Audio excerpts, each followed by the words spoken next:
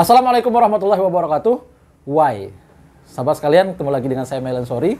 Pada sore hari ini tanggal 15 Desember 2021, saya akan mengulas kekisruhan Perwal nomor 43 tahun 2019. Nah, Perwal ini sebetulnya sudah banyak dikeluhkan karena pajak BPHTB akibat diterapkannya Perwal ini di Kota Bengkulu ini fantastis angkanya. Bahkan sahabat saya Pak Nur Jalaluddin menjual tanahnya, itu harga tanahnya akibat Perwal ini hitungan pajaknya itu lebih besar pajaknya daripada harga yang beliau jual. Jadi sangat membebankan sekali. Sudah banyak protes terhadap Perwal ini sebetulnya dari kalangan notaris, dari kalangan pengusaha, dari kalangan masyarakat, termasuk juga DPR, pengamat, berkaitan dengan kekurangan dari Perwal ini. Karena Perwal ini diduga melanggar aturan perundang-undangan yang di atasnya. Artinya diduga cacat hukum dalam penerbitan Perwal ini. Tapi kemudian Perwal ini tetap diberlakukan. Nah, beberapa hari yang lalu, ini kisruh ini kembali meruncing setelah Gubernur Bengkulu mengirim surat kepada Wali Kota Bengkulu dengan perihalnya adalah halnya adalah pencabutan Perwal, ya. Nah, ini juga menjadi unik sebetulnya. Banyak orang salah persepsi karena surat gubernur itu pencabutan Perwal. Tapi setelah ditelisik ke bawahnya, ternyata ditemukan di situ kalau halnya pencabutan Perwal, di bawahnya adalah lebih kurang permintaan kepada Wali Kota Bengkulu agar mencabut Perwal. Nah, ini menjadi unik sebetulnya, banyak yang salah persepsi dalam memahami. Kalau hanya membaca halnya, maka orang akan bergembira. Oh, luar biasa ini Gubernur mencabut Perwal. Tapi di bawahnya bisa dilihat sendiri. Ternyata bukan pencabutan Perwal oleh Gubernur, tapi permintaan pencabutan Perwal kepada Wali Kota Bengkulu. Nah, Gubernur dalam hal ini, saya nilai sikap Gubernur ini, saya nilai lemah. Sangat lemah sekali. Karena sebetulnya Gubernur mempunyai kewenangan yang diatur dalam peraturan, yaitu di Undang-Undang Nomor 23 Tahun 2014 tentang pemerintahan daerah, di mana di pasal 251 itu di ayat 2 itu Gubernur diberikan ruang atau wewenang untuk kemudian mencabut Perwal. Ya, mencabut Perwal. Tapi tentu dengan latar belakang, tidak sembarang mencabut Perwal. Ada latar belakangnya, yaitu melanggar peraturan perundang-undangan yang di atasnya dan lain sebagainya. Nah, silahkan baca sendiri pasal 2-nya, ya, di pasal 251 ayat 2. Jadi Gubernur diberikan ruang, tapi kemudian Gubernur meminta Wali Kota Bengkulu untuk mencabut Perwal. Kenapa kemudian kewenangan itu tidak diambil oleh Gubernur Bengkulu? Harusnya kewenangan di pasal 251 ayat 2 itu ambil saja, biar kemudian keluhan masyarakat selama ini diselesaikan oleh Gubernur Bengkulu dengan mencabut Perwal nomor 43 tahun 2019 itu. Karena memang diberikan ruang. Tetapi karena sikap Gubernur yang lemah ini, akhirnya semakin memperuncing persoalan berkaitan dengan Perwal.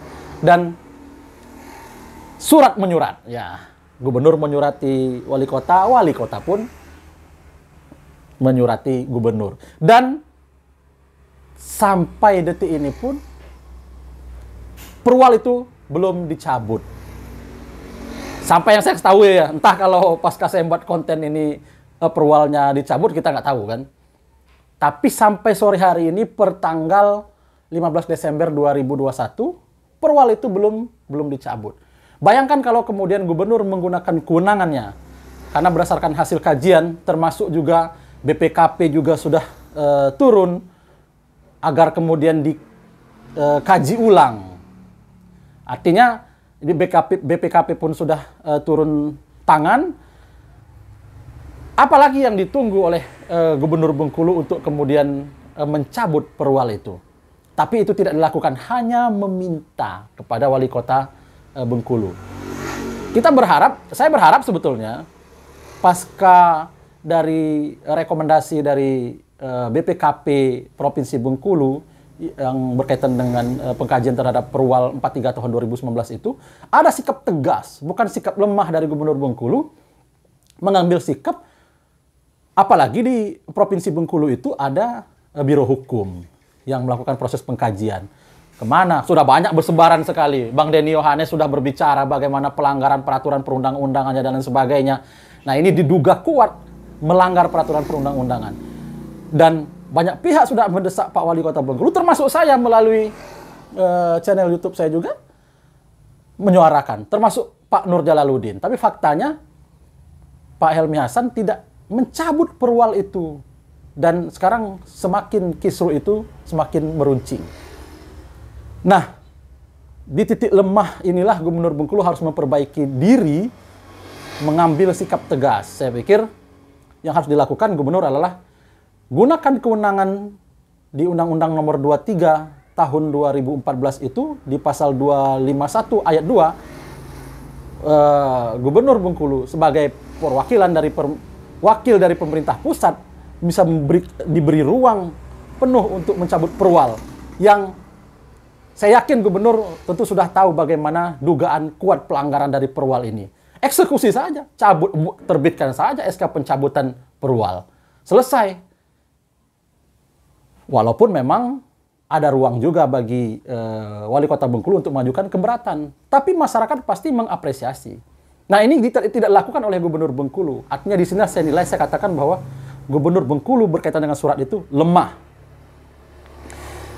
Kemudian, berikutnya kita tunggu sikap tegas dari Gubernur Bengkulu. Apalagi surat Pak Helmi Hasan juga sudah dikirim, saya yakin kan. Kemudian, kepada Bapak Wali Kota Helmi Hasan agar kemudian meminta maaf kepada warga Kota Bengkulu yang baik itu yang sudah mengurus berkaitan dengan pajak BPHTB-nya atau kemudian yang menunda, karena banyak sekali masyarakat yang menunda. Jadi perwal ini sudah banyak membuat masyarakat menjadi beban pikiran masyarakat. Jadi Pak Wali Kota Bengkulu meminta maaf kepada dua elemen ini, kepada masyarakat yang sudah mengurus pajak BPHTB yang sudah misalkan sudah ada penyetoran dan lain sebagainya, memerintahkan jajarannya juga untuk mengembalikan uang yang sudah dipungut berdasarkan perwal itu. Karena perwal ini diduga kuat melanggar aturan yang di atasnya. Nah, saya pikir Pak Wali Kota Bengkulu segeralah cabut itu perwal dan meminta maaf kepada warga, terutama yang sudah mengurus itu, dan meminta maaf juga kepada warga yang menunda transaksi itu. Karena ini sangat luar biasa sekali. Masyarakat sebetulnya Pak Wali menunggu langkah konkret Bapak. Kalau urusan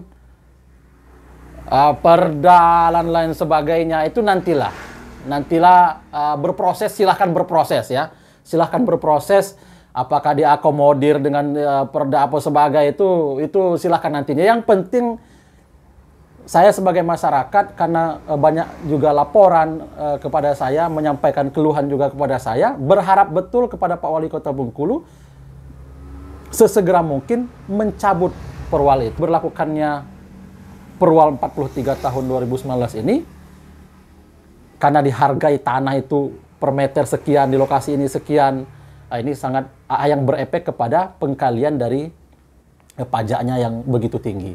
Dan juga kepada BPKP Provinsi Bengkulu, karena sudah terlibat membuat rekomendasi, saya berharap juga kepada BPKP Provinsi Bengkulu untuk melakukan proses audit khusus berkaitan berapa sih yang sudah diterima oleh Pemda Kota Bengkulu sejak diberlakukannya Perwal 43 tahun 2019 itu. Nah, bisa dilakukan audit khusus sehingga diketahui nanti. Nah, kepada masyarakat juga yang menjadi korban, saya pikir sah-sah saja kemudian mendatangi Pemda Kota Bengkulu untuk kemudian mempertanyakan berkaitan dengan penyetoran misalkan itu yang sudah dilakukan untuk dikembalikan kepada mereka dan dikembalikan sesuai harga perwal ataupun harga aturan yang lama. Sehingga dengan kondisi itu masyarakat akan menjadi bahagia dan senang. Nah, kita tunggu saja sikap tegas apa yang diambil Pak Wali Kota Bengkulu dalam beberapa hari ini. Kita berharap ya sebetulnya dalam beberapa hari ini ada gebrakan pencabutan perwal langsung dari Pak Wali Kota Bengkulu. Sehingga semuanya senang. Tapi dengan catatan, uang yang sudah dipungut berdasarkan perwal itu ya dikembalikan ya. Disesuaikan dengan harga normal seperti beberapa waktu yang lalu. Lalu kemudian kepada Gubernur Bengkulu, sekali lagi, jika ternyata dalam beberapa waktu dekat ini, misalkan tidak juga dicabut oleh Pak Wali Kota Bengkulu, ya gunakanlah kewenangan yang diberikan oleh aturan perundang-undangan, diberikan ruang, gunakan itu agar menjadi pemimpin yang tegas. Jangan kemudian bersikap lemah di surat itu. Apalagi di surat yang disampaikan Pak Gubernur itu, tidak ada limit waktu permintaan itu sampai kapan itu harus limit waktunya, itu tidak ada. Permintaan Pak Gubernur kepada Wali Kota Bengkulu itu tidak ada limit waktu. Nah, ini juga menjadi hal yang sangat menarik sekali. Baik, sahabat sekalian, demikian statement kita pada kali ini. Mudah-mudahan ini bisa menjadi pembelajaran ya bagi kita semua bahwa semua sikap itu memiliki konsekuensi. Dan kita berharap pemimpin-pemimpin kita bukan menjadi pemimpin-pemimpin yang saya mengibaratkan ini ngayun ya, ngayun ke sini. Nah, kita berharap pemimpin-pemimpin kita dimanapun berada ya, bukan hanya di Kota Bengkulu ataupun di Provinsi Bengkulu, tapi dimanapun berada jangan ngayun yang membuat akhirnya ayunan ini menjadi lama. Dan akibat ayunan terlalu lama ini semakin memperuncing persoalan. Ambil ruang yang sudah diberikan oleh aturan dan perundang-undangan. Saya Milan Sori, Assalamualaikum warahmatullahi wabarakatuh.